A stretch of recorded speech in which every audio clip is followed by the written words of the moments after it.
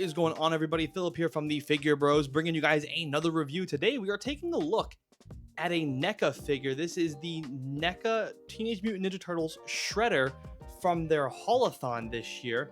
I was very fortunate enough, actually huge shout out again to Jared for, spotting this on the open market and was able to pick this up for me so we can bring you guys a review, because this was a figure that I was looking for.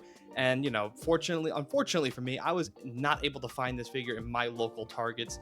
But Jared, on the other hand, did have success and found one and was able to get me one. So again, huge shout out to Jared. It's always great having a friend like that was able to pick you up some rare figure. So yes, today we're going to be reviewing NECA's Hualathon Shredder from the Teenage Mutant Ninja Turtles. It's not often we look at Teenage Mutant Ninja Turtles or NECA. The last NECA we reviewed was Alien from Romulus, and that was a beautiful figure. Jared and I both agree it's one of their, if not the best alien that you can possibly get. So I have high expectations for this figure, and I have been looking for some classic Toon Turtles, some Toon Shredders and stuff like that.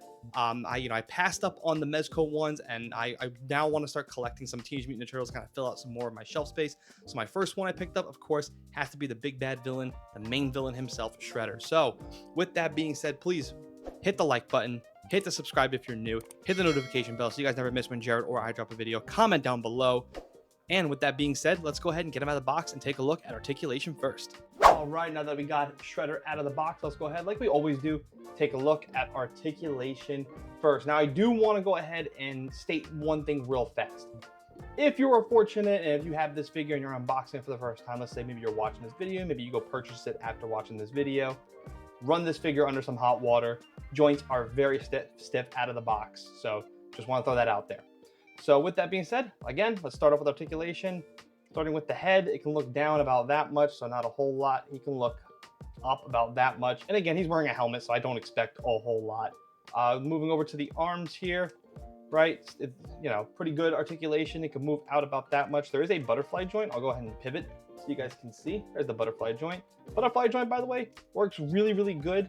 These little shoulder pads, by the way, NECA, this is like one little design flaw that I already noticed when I took them out of the box too. These are not on hinges. They probably should be. These things are just, just sitting right there resting on his shoulder. It is a soft rubbery plastic. So, you saw it when I moved the articulation, when I moved the butterfly joint inward. So it kind of folded a little bit. If they would have just put these on hinges, they would have been just better for it. And I don't know why they don't do that. Think of SH Figwarts and like the Saiyan armor. They put like little hinges right there so the thing can move upwards as long as you can move it with the arm. So the articulation and the shoulder pad don't hinder. And if they do touch, that lifts up so it gets out of the way. Don't know why they didn't do it. It would have been a real simple and easy solution, but they didn't do it. So, oh well. Elbows, double jointed elbows. They work really, really well. Articulation here is actually very good. And I think, is it this one? One of them has like vertical hinges on for the wrist. So I think maybe it's this one. Let's see if we can get it to move here. Nope. Nothing moving for the wrist. So actually I was wrong about that. So moving down to the torso, let's go ahead and straighten out those arms a little bit. So moving over to the torso section, you can do about an ab crunch about that much. Ab crunch backwards about that much. Articulation for the abs, not very good. Arms good, abs not so much. So let's go ahead and move them out there so you can show you guys the leg movement. So you guys can see splits, he can do about that much. There is a thigh cut, of course, pretty standard right there. Double jointed knees, which work, by the way, really, really well. Like he can really get that full range of motion. So the double jointed knees can kick back his own butt. There is a boot cut right down there. Ankle rockers can rock about inward about that much, out about that. And unfortunately, no toe hinge. So let's go ahead. That's articulation. Pretty good articulation here. Arms really good, legs really good, abs and head not so much, but again, for a Shredder figure, it's how much better does it really need to be? So that was the articulation segment. Now let's go ahead and talk about the detail. And there's one thing I really want to stress and talk about here, and that is all these black stenciling lines that kind of give him definition.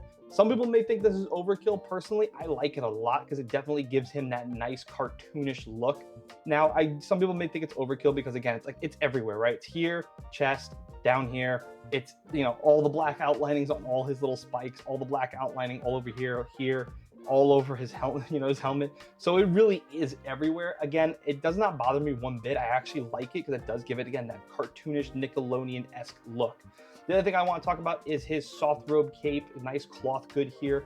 It's just, unfortunately though, no underwiring. Like, personally, I would like wiring on all three sides, but if, to keep things cheap and affordable, if they would have just did one wire right here, I would have liked it, because then we could have gotten that nice, cool, like, look of just like breezing in the wind like this. Like, just standing there like that, it's a pretty cool look on its own, right? But unfortunately, I have no wiring, so I can't do that look. So, a little bit of a missed opportunity there. But all in all, to get soft goods on a figure at the price that we pay for this one, which is only an MSRP for this figure, was $35, which is really good.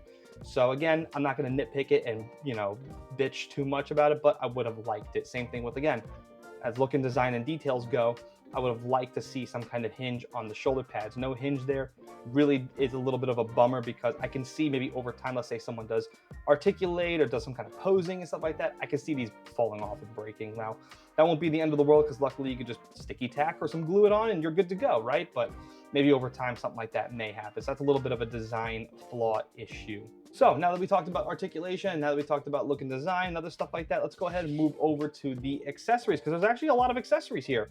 Starting off, we have the alternative head for Shredder, the completely unmasked version. Really nice look there. And again, just that nice cartoonish look. Absolutely love it. We also get another unmasked version, but him wearing the helmet. And you guys will notice too, he's got 3 little diamonds right there on like the top of his helmet there. So really nice, really good looking alternative head there. We also get a gun. So that's really, really cool. I think something just fell off the gun. It looks like it might have been the actual handle itself. So let's see if we can pop that back in. Yep, no problem. So there you go. Got it back in. Pieces are falling off here. Don't know if that was actually supposed to fall off or whatever. We also get a portrait of, I'm assuming, his mother. Again, maybe someone can comment down below. I don't know. I never really followed or paid attention that much to the turtles. I know the main turtles, obviously, and I know the main villain Shredder, which is why I just want those ones. But I mean, I never was. And Casey Jones, too. I would like a Casey Jones. But outside of that, don't really know anything else about, the turtle history. So maybe someone can comment down below. We also get a chef hat for some reason. Chef Shredder. Okay. We get this book right here. Again, don't know what it's for. And if you're a 90s kid, you're going to know what this is. It's a floppy disk. Maybe anybody outside the 90s, you probably don't know what that is. That is a floppy disk. A lot of good games right there. Oregon Trail, maybe. I don't know. We also get some Shredder cash. Only $1 bill, though? Is that what it is? $1? Whatever. $20 there? I don't know. And he's actually, I don't know if the camera will pick this up, but, it's actually Shredder's face right there in the middle. So that's kind of funny. We also get this necklace pendant. Pretty nice there. And then for hands, we actually get a good amount of hands. We get some open displayed hands right there. We also, of course, because we do get a gun, so we get some gun holding hands right there. And we do get a trigger finger as well for Shredder. The only thing I do want to also talk about too is, as far as accessories go, is you'll notice on the back of the box right here, we actually get a displayed with some artwork, which, by the way, this box is pretty beautiful too. But we also get Shredder displayed here with a sword. I would have liked to gotten that sword as part of the accessory. Now, again, I told you the price, it's 35 bucks, so I'm not gonna, complain too much or knock that against them too hard, but I would have liked to gotten that sword. So final thoughts on this Shredder. I mean, I really think it's a good figure in and of itself. Out of the box, you're getting a lot of stuff here. Cloth good, a figure that is well articulated, especially in the arms and the legs. We get a lot of accessories if you just take it all in a vacuum right there.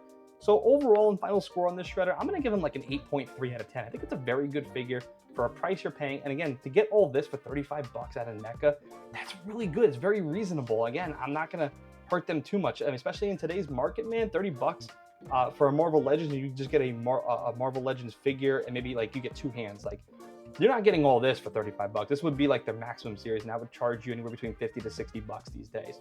We see that now. So the fact that NECA is putting all of this in their $35 figures for me, just gives them a round of applause just for that alone, which is why, again, the Shredder is going to get a nice score of 8.3. It's not quite that 9 out of 10 or 10 out of 10. It's still a very good figure. Very happy to have this in my collection. I definitely want to collect maybe some Toon Turtles, maybe round out that entire set. And I am also looking forward to now Mezco's shredder to see how that really juxtaposes to this one, right? We're probably gonna be breaking the bank for that figure, probably gonna be $100+. This one, 35, well within the budget. Very good job by Neca. Let me know what your guys' thoughts are down below in the comment section. Please hit that like button. If you're new, consider hitting that subscribe button as well. And as always, thanks for watching, thanks for listening. See you guys next time.